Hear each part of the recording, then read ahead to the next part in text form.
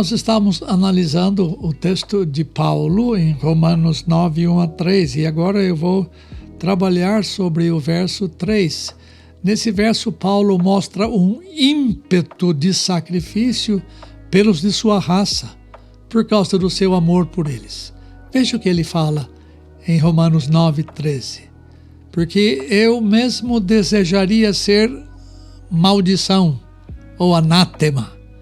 Eu desejaria ser separado de Cristo por amor de meus irmãos, meus compatriotas segundo a carne. Paulo usa duas expressões espantosas que são próprias somente de quem ama verdadeiramente. A primeira expressão, Paulo desejou ser anátema. Ser anátema significa ser amaldiçoado. Esta é uma palavra muito dura. Ela significa ser condenado a uma pena definitiva. Em seu ímpeto de amor, Paulo preferiu receber a maldição para que outros da sua raça fossem abençoados. Em outras palavras, Paulo estava pedindo o inferno para si, para que ao menos alguns de seus compatriotas fossem para o céu. Paulo sabia que o seu desejo era uma impossibilidade, mas ele não estava brincando em seus sentimentos. Ele sabia que estava eternamente seguro nos braços de Jesus Cristo, mas ninguém pode negar a sinceridade de sua impetuosa expressão de amor sacrificial.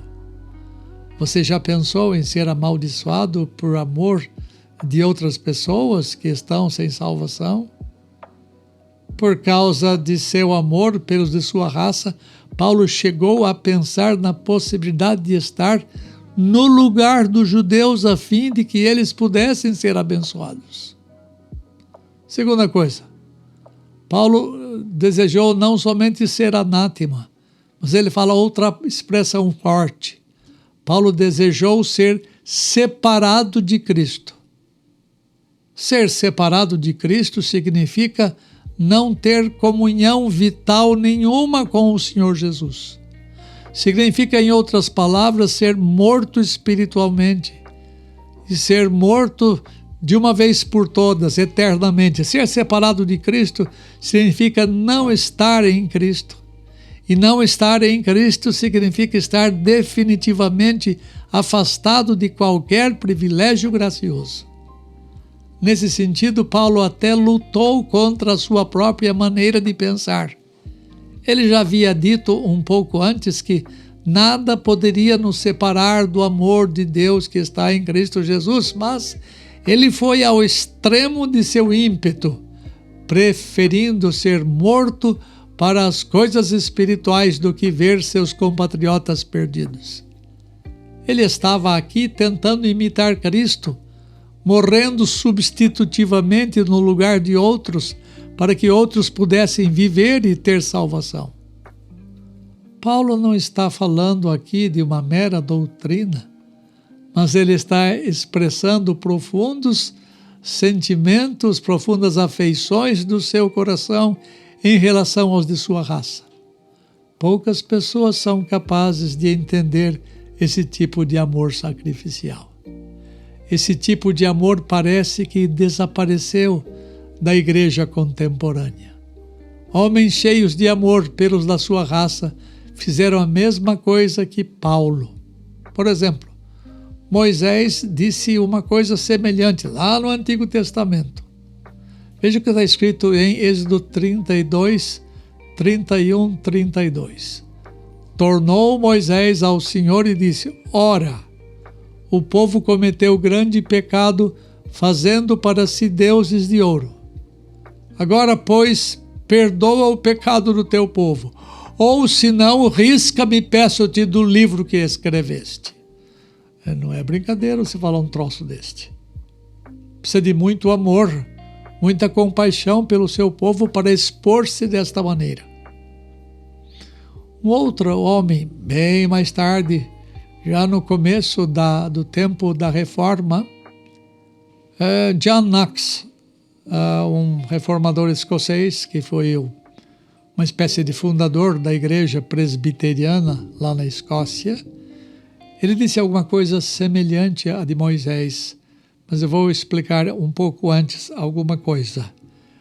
Uma pessoa que influenciou John Knox muito foi George Wishart, um sacerdote que pregava a reforma da igreja de Roma, e ele morreu a morte de um mártir por causa das suas convicções. De acordo com uma história, o executor de Wishart pediu perdão antes do ato, e Wishart o beijou dizendo: cumpra com o seu dever. Está registrado também que o guarda-costas anterior de Wishart, observando a distância, orou: Senhor, faça-me segundo esse homem. E o guarda-costas não era outro senão John Knox, que mais tarde foi capturado por Maria de Guise e foi sentenciado a ser remador numa galera de escravos a bordo de um navio inglês. John Knox remou por 19 meses orando: Senhor, dá-me a Escócia ou eu morrerei. Não é de se espantar que Maria a Louca, a rainha dos escoceses, tenha declarado que ela tinha mais medo das orações de John Knox do que de um exército de 10.000 soldados. Somente pessoas que amam profundamente a sua nação são capazes de fazer orações como essa. Nenhum ser humano teve um conhecimento de Cristo tão grande como Paulo. Ele tinha plena consciência de estar em Cristo. Ele conhecia a bem-aventurança de pertencer a Cristo. Ele até esteve com Cristo várias vezes. Ele até mesmo foi ao paraíso. Ele conhecia a bênção de estar no paraíso, mas mesmo assim ele disse que preferia ser amaldiçoado se isso significasse que seus irmãos fossem abençoados. Você que me vê e me ouve, você tem algum tipo de amor sacrificial pelos seus que estão se perdendo? Você realmente se importa que seus parentes ou amigos se percam? Você se ofereceria em ir para o inferno conquanto outros pudessem ir para o céu? Você poderia amar a esse ponto? É alguma coisa que você precisa refletir. Quando tivermos homens e mulheres com sentimentos como o de Paulo, sentimentos como o de Moisés, sentimentos como o de John Knox, uma igreja que tem gente assim, certamente é uma igreja que cresce, porque é uma igreja que evangeliza. Deus abençoe você.